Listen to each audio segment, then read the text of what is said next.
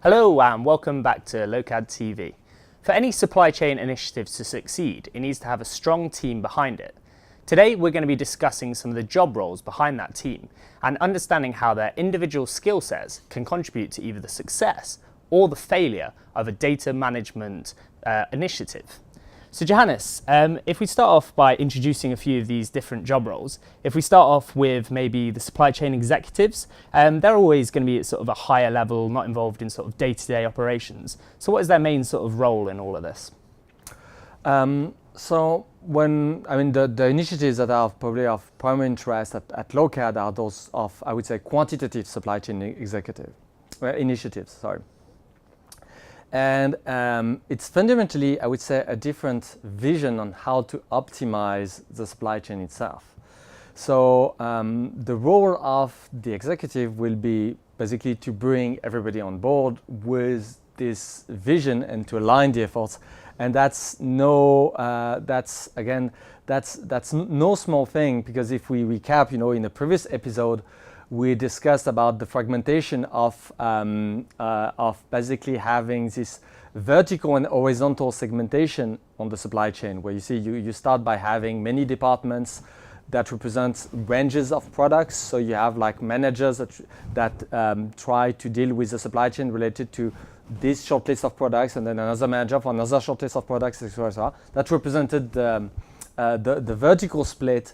And then you had an horizontal split with who is doing the forecast, who is doing the planning, who is doing all those steps one by one, and you ended up with a big matrix.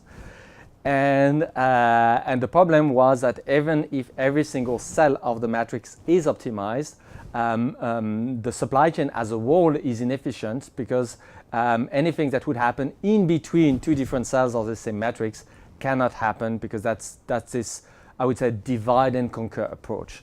So here, the perspective at Lokad that we have, I would say, that is relevant, I would say, for the supply chain executive trying to deliver, I would say, the benefits associated with quantitative supply chain, is to challenge this matrix vision for the supply chain. And the big challenge that many people in the organization might find themselves very comfortable with the matrix, basically, and not necessarily, I would say, comfortable with the idea of going out of the matrix into a brave new world that is very organized very differently. So obviously, the whole thing is not to change for the sake of change. There will really very significant benefit of thinking the supply chain as a whole, as something that is deeply interconnected, where typically the performance of your supply chain is typically constrained by a bottleneck that can be anywhere. So it's not there is no point in micro-optimizing every single thing, locally, if you're just actually moving a problem from one place to another. Okay, let's talk about sort of one of the cells in that matrix then that we're sort of talking about here. So if we look at sort of the role of a data officer, a lot of the time we're talking about that data officer not being part of an IT department and sort of acting on their own. So why is that? So the thing is that if you need to extract the data from tons of systems. If you want to carry a quantitative supply chain initiative, because you will need the purchase orders, sales, a list of products, maybe information coming from suppliers. So in the end, for any sizable company, you end up having to extract data from a couple of systems, potentially a dozen if the company is large. And here you are facing a situation where if the person that is doing this job depends on the IT, then basically its priority is typically in most companies the primary, I would say, goal of IT is to make sure that production keeps running smoothly. That's priority number one. Anything else is like a distant priority, a distant number two priority beyond that. So the data officer, you need somebody who is like, which has all the, I would say, the IT skills to extract tons of data from the IT, but fundamentally that is not entangled with the day-to-day urgency of, I would say, the IT department, who just want to maintain the production systems up and running. So that's why you need it separately. And then one person on one function is very important, because in the end, what you want is to build a very consistent vision of the data. And again, if you have like a matrix, then the risk is that you end up with as many representation of, let's say, what is the inventory valuation, the valuation of the inventory, as you have departments. No, you want to have someone who can architect a very consistent, I would say, data representation of all the things that are relevant for the supply chain. Okay, so what's the key deliverable that they're providing then, that data officer? So the key deliverable is typically a data, and I would say a production grade, industrial grade data pipeline. So it's something that is going to run every single day, that extracts data from all the systems that are relevant and present them in a way that can be programmatically exploited. So typically it means that the data has to be consolidated in something that looks like a data lake or something similar, which are basically sort of databases that are, I would say, that specialize in the idea of serving the data in bulk. The goal is not to serve the data line by line. It's more like, I want to have the entire sales history for the last 3 years. That's more this type of scenario. Typically, it's collectively referred as data lakes. So you will find plenty of data lake solution on all the major cloud computing platforms. And that's one of the deliverables. The other one will be to have like a very consistent documentation of those data lakes, so that people know how to consume the outputs of which are the data that are being presented. Okay, so we talk about that data lake. The poor person that's got to kind of deal with that data Yes. lake is the supply chain scientist. They seem to be kind of incredibly busy people. They seem to juggle a lot of plates and take on quite a lot of responsibility. So what is it they're sort of doing on a sort of daily basis? So the supply chain scientist is responsible for basically generating a model. I mean, like a mathematical model, but sometimes it's things that are very, very mundane, that start by correctly preparing the production data, so that it can be made ready and appropriate, suitable for, I would say, statistical analysis. One of the most, I would say, obvious one is demand forecasting, but you have also lead time forecasting, and you can forecast all sorts of various uncertainty. But that in order to do this kind of forecast, you typically cannot just use the data as they are presented, directly extracted from the production system. You can have plenty of, I would say, artifacts that require some careful thinking. Just a simple idea. The sales do not equate the demand. For example, if you have a stock out, you will have your sales might drop while the demand is actually increasing. So that's part of really, I would say, applying the correct preparation to the data. So the supply chain scientist is responsible for, I would say, generating the model based on this data that ultimately deliver optimized decisions, and the KPI that kind of prove to the rest of the organization that those decisions are really under control and that they are really improving things. In terms of those sort of modelization and the data preparation, would it not be more efficient to kind of split those two tasks and have one team that's just responsible for modelization, one team responsible for preparation? You can, to some extent. I mean, and indeed, the data officer can help, I would say, make the task easier for the supply chain scientist. So there is a lot of things that he can do, or he or she can do.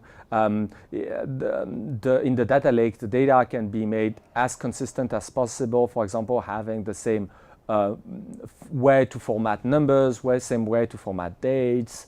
If you have a master data in place, you can make sure that there is consistent, I would say, way to identify the products, either that you buy or sell or assemble or anything, across the world in the organization. So there is tons of things that can be done by, I would say, the data officer to level the field, so that you have data sets that are more, I would say, immediately ready to be processed.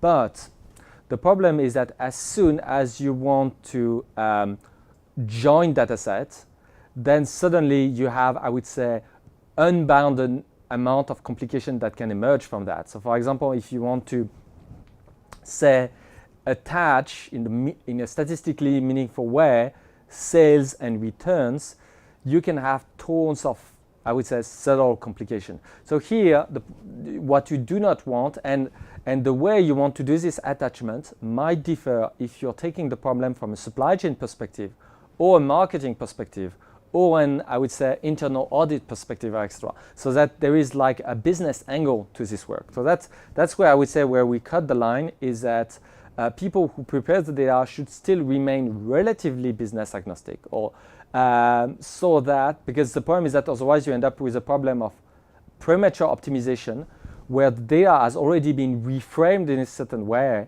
that prevents certain class of optimization to happen at a later stage. So that's I would say the limit of fundamentally as a supply chain scientist, the data should not be overly prepared. It should be as close as possible from the production systems, but I would say removing all the, I would say, as much as possible, all the IT artifacts and I would say IT intricacies from the data. And a lot of time those supply chain scientists, they're kind of acting externally. They're working with us here in Lokad.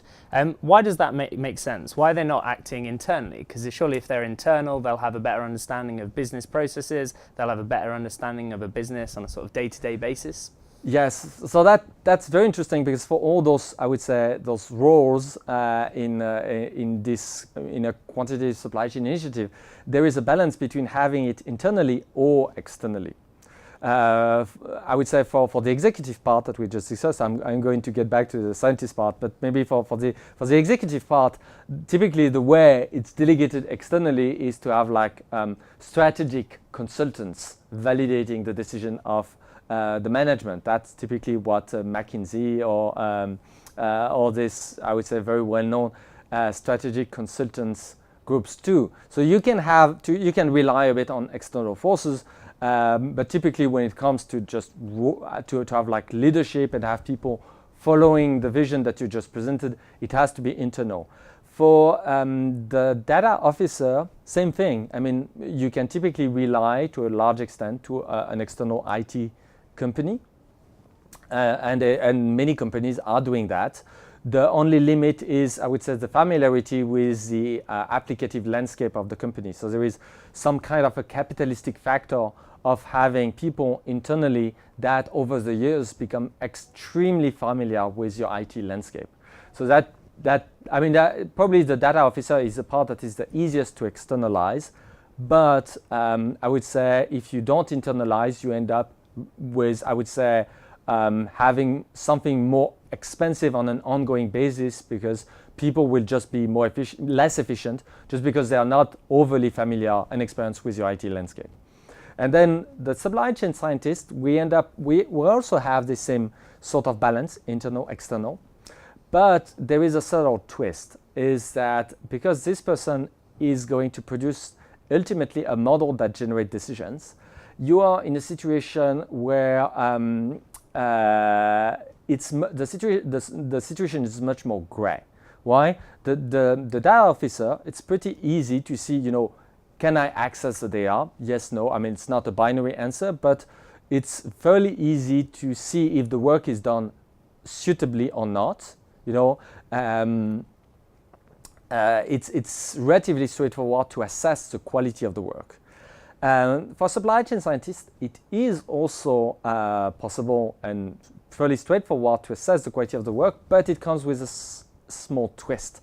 It's a supply chain decision. You can only typically assess, the full correctness or the fact that it was, a bad decision, it created problem, only like 6 months down the road. So you end up with a very specific challenge, is that you typically, and you have decisions that have typically a very asymmetrical cost, I would say reward cost ratio, meaning that if you can maybe save a little to reduce the inventory, but then if you face a situation where you have dramatic stockouts, you can have like a whole manufacturing plant that's going to halt just because you have a few things that are missing. So the cost the situation can be highly asymmetrical, and it takes a couple of months to get there.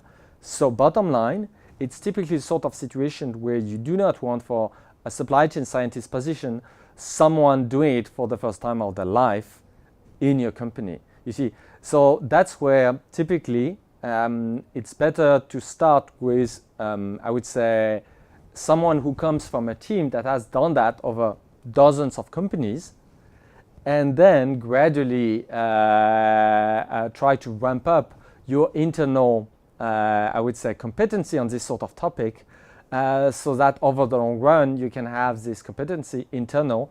But for the kickoff and I would say the onboarding on this new vision, it's better to find people that have already done that somewhere else. Okay. See, that's the balance, and that's typically why at Lokad we end up providing the supply chain scientist as part of the package, at least initially. Okay, makes sense.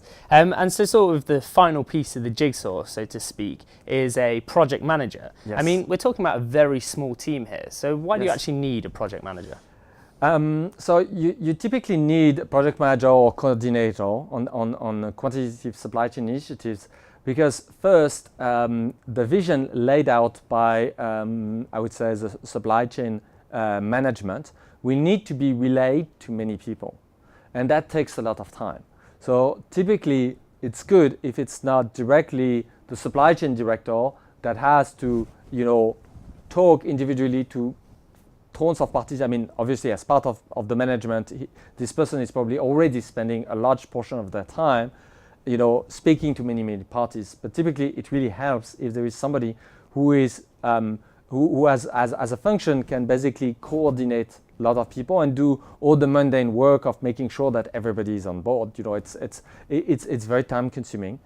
Then it's not the only, forwarding the vision of the supply chain management is not the only role of the project coordinator. It's also someone who will probably probe the fine print of all the supply chain workflows. You see, because a decision generated by the model produced by the supply chain scientist, so like inventory movement decisions, are only optimized if they are compliant with, I would say, the hard reality of the supply chain.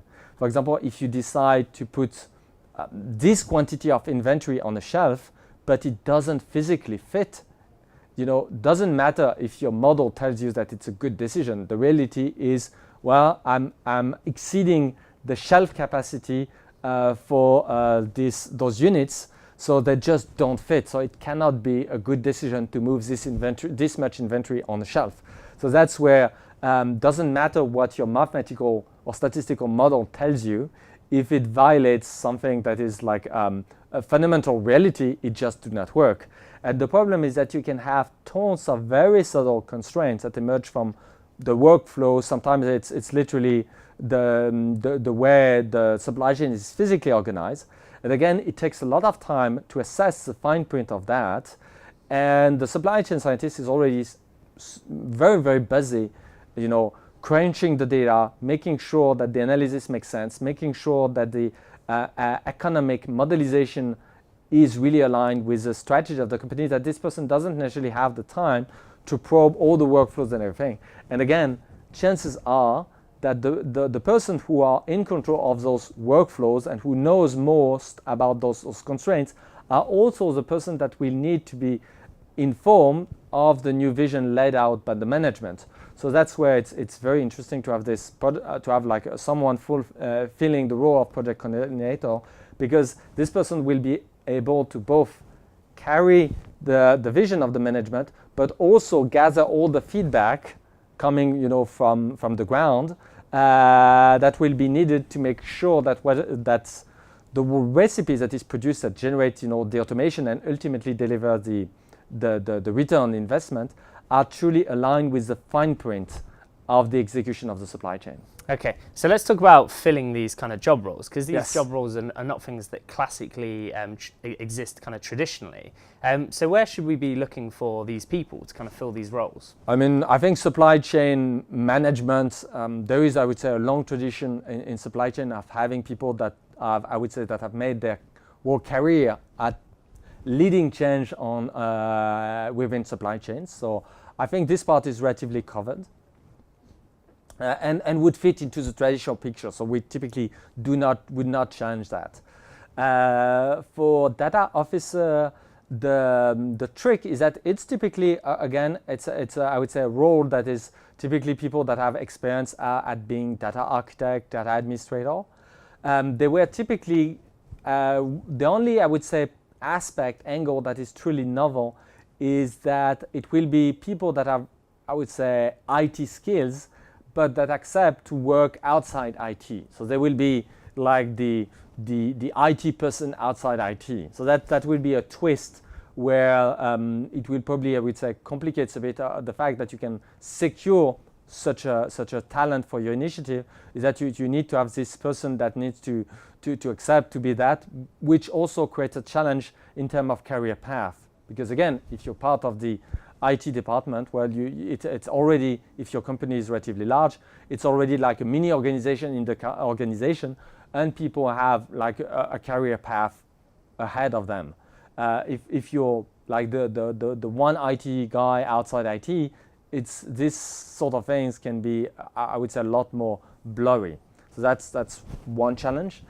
For supply chain scientists, the problem is that typically the background is engineering. That's the sort of talent that you want. One of the challenge is you want to attract, I would say, very talented engineers to area that might not be perceived as the most, sexy vertical to work for. I'm pretty sure that many young engineers would, where do they want to work? I'm pretty sure that in the top 10, you would say you will find Apple, Airbnb, Tesla. The very, very cool, I would say, very, very cool companies. Yeah. It can be a challenge, so that there is.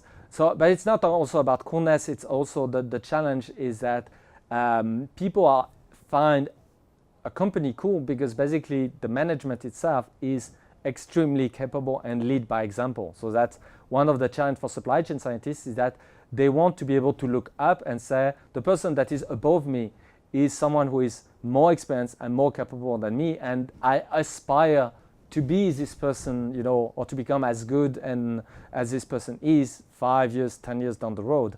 So that's for I would say, traditional companies who did not have this sort of in-house competency.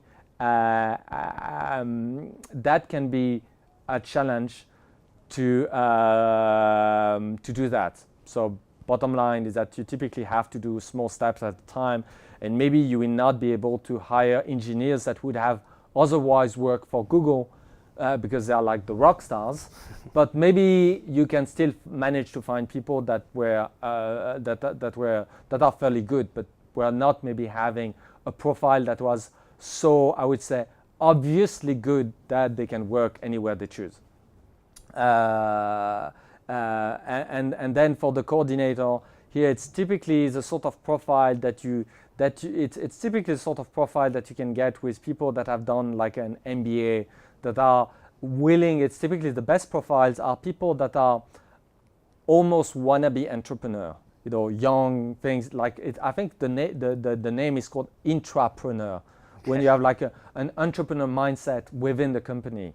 So typically they are this, and here I think one of the quality is that you need to have a huge amount of stamina, just because you will need to be relentlessly talking to tons of people, and you need to be, I would say, very clear in your communication so that you don't scare everybody and you don't betray the vision of the management. So that takes an immense amount of energy, and to have people that are probably also very, very organized, because again, if you end up, I would say being in contact with many people in the organization, if you don't do it properly in a way that is very organized, you can actually generate tons of disorder in your trail. Okay. So that's I would say a very important skills, is to make sure that you don't have a net negative impact on the whole initiative by just wreaking havoc across the organization. Okay, and sort of wrap things up,